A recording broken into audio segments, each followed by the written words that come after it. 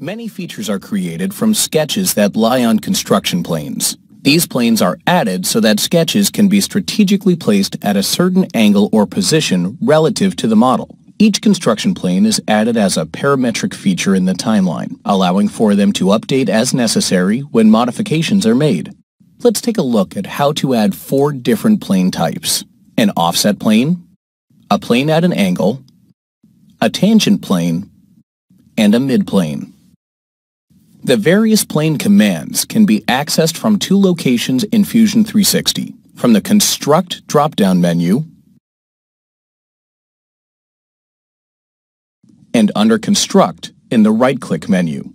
For now, I'll start by selecting the first plane type, Offset Plane, which is the icon shown in the Construct panel. An offset plane is defined by referencing another face or plane and making them parallel, and then offsetting it a specified distance. For instance, if I select the front face of this arm, I can drag the newly created plane outward or type in a value, such as 100 millimeters.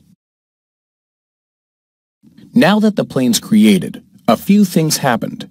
The plane is shown in the canvas, which can be resized by dragging the endpoints. Keep in mind that the size of the plane isn't changing, as it extends infinitely in 2 directions. This is merely changing how large the plane is shown on the screen. The plane was also added in the Construction folder in the browser, as well as the timeline. I'll hide this plane for now by turning it off in the browser. Next, I'll show you how to create a plane at an angle.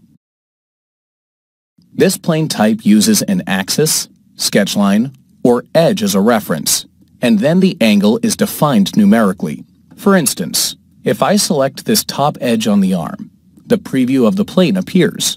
Now I can rotate the handle on screen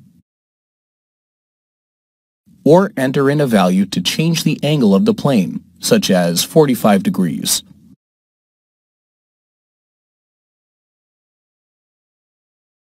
I'll hide this plane and continue on to the next plane type. The tangent plane option uses a cylindrical or conical face as a reference, and then the angle of the plane is defined numerically. If I select this cylindrical face on the upper piston component, the plane's preview appears, and the angle can be adjusted,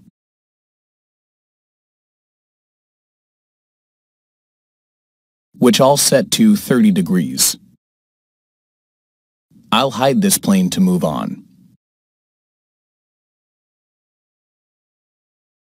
The last plane type I'll go over in this lesson is the midplane. This is one of the most powerful construction plane types, as it can be used to create symmetric features in a model. A midplane is created by selecting a combination of 2 existing planes or faces. For instance, if I select the 2 outer faces on the upper arm,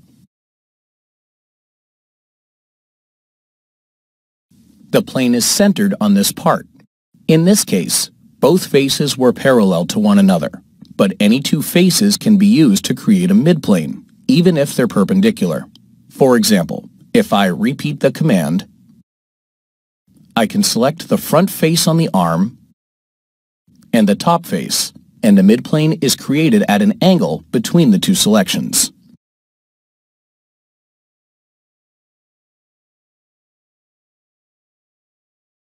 There are a number of other plane types that can be created, all of which are detailed in the tooltip that appears when hovering over them in the menu.